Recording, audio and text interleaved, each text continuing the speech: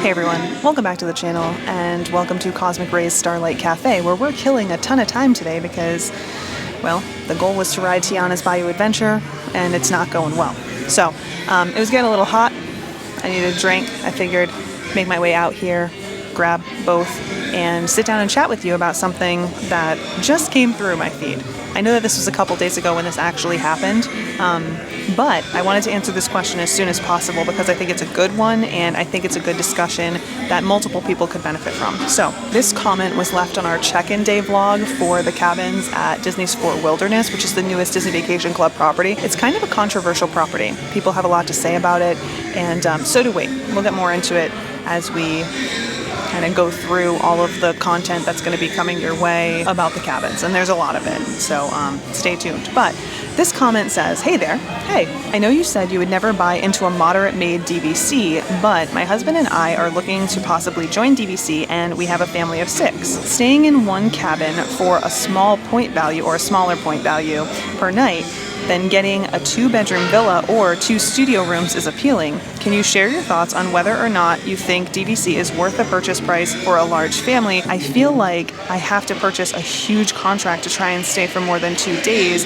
at a more luxury resort. Okay, first and foremost, thank you so much for reaching out and sharing information about your situation, because that makes having this conversation so much easier. So let's start at the beginning. Yes, I have said in the past, and I still feel this way, that I will not buy into a moderate turned DVC on principle, and that's just my own personal opinion. I don't approve of this message. I don't approve of Disney taking away moderate options and turning them into like luxury DVC options, and my way to communicate that to them is to not purchase them.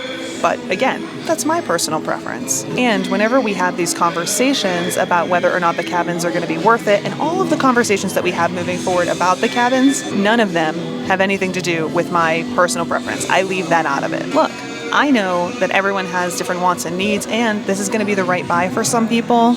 And that's great. You should make the decision that you're comfortable with, and that's right for you and your family, regardless my personal opinions. You know, they're just my personal opinions, and I'm always open and honest with you, so there you go. Now, do I think that the cabins can be a good buy? Yeah, for the right family, absolutely. I think that especially families like yours that are a bit bigger are going to benefit from this. And I think that that's true whether we're talking about the cabins or not.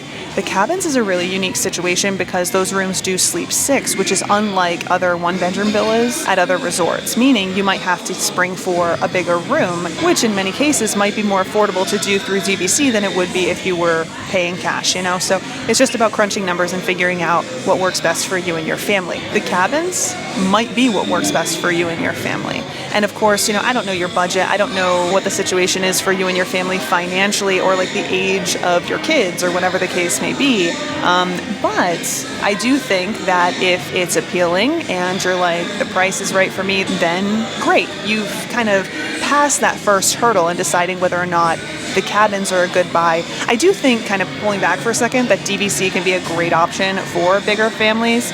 And you don't always have to buy a huge contract in order to get more out of that contract. It really depends on how often you travel. Like we've talked about in the past, you can bank points and borrow points. So if you travel every other year or like every 3rd year or whatever the case may be, you can still get a lot of room out of a smaller contract. You can also use your points at different resorts that go further, especially if you're not buying resale. It's a whole different discussion, but you know, Old Key West, for example, it's not a place I like. It's not a place I would recommend. We've talked about why in the past. Just too many bad experiences there for me based on the rooms I've stayed in. But when push comes to shove, if you really want to get the most out of your points, it might be the best decision for you and your family, and plenty of families like Old Key West. Here's the but though, because there's always a but. I think it's really important, specifically when we're talking about the cabins, to understand what you're getting if you are deciding to buy into the cabins, because they are not like any other Disney Vacation Club resort, which can go either way. That can be great for you and your family, but it also might be a nightmare for you and your family. And we're really going to dig into this as we talk more about the cabins at Disney's Fort Wilderness moving forward. I want to have a whole separate discussion kind of focusing on this topic. But the cabins at Disney's Fort Wilderness are cabins located at a campsite, and it's a really big resort. So we're talking about internal buses or potentially renting a golf cart so that you can get around. It is not like a Disney Vacation Club resort, or any Disney Vacation Club resort for that matter, that currently exists at the Walt Disney World Resort. And so I think that that's something that you really need to take into consideration, especially if you're thinking about Disney Vacation Club because you've stayed in one of the current Disney Vacation Club resorts or you've wandered around and you're really drawn to that. The cabins at Fort Wilderness are a completely different thing. They are more along the lines of a campsite. The whole vibe is different, and while again that might be great if you're already familiar with the cabins or if you like that type of environment, if you're expecting DVC, that is not what you're getting at the cabins. It is a different thing. So that in and of itself, even though the point charts might be more appealing to you, or the fact that it can sleep 6 might be more appealing to you, might make this not worth the purchase price, you know?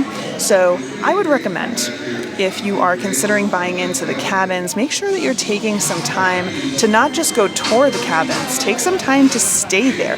Maybe rent DVC points and stay there that way. Maybe just spend the money to rent a room cash, whatever is going to get you and your family in there. Not necessarily for a long stretch, but like 2 nights, you know, maybe do a split stay during your next Disney vacation and try that out before you actually go through with buying these cabins, because it's a different thing and that could be great, but it also might not be as shiny as you think it is. So those are just my thoughts initially as I'm kind of sitting here waiting to see if Tiana's Bayou Adventure is going to come back up. So yeah. Okay, I just double checked your comment, and yes, we've done it.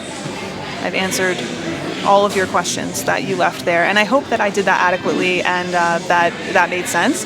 If not, if you have any additional questions, feel free to pop them in the comments down below. This is a conversation, and I'm happy to have it. I know DVC is a thing, and it requires a lot of thought. So let's have this conversation. Hopefully we can get the juices flowing, and it'll make it easier for you to make the decision that's best for your family. But for now, I'm off. I gotta check and see if Tiana's is back up. I'm gonna go with probably not. Should we check together? It's loading, hold on. Nope, still down. Well, with that, I gotta come up with a backup plan. Thanks for hanging out with me though, and helping me kill some time here at Cosmic Rays. I hope you enjoyed the sounds of sunny eclipse in the background. But yeah, have a great rest of your day, and hopefully you make out better than I am doing whatever it is that you need to accomplish today. See you guys next time. Bye.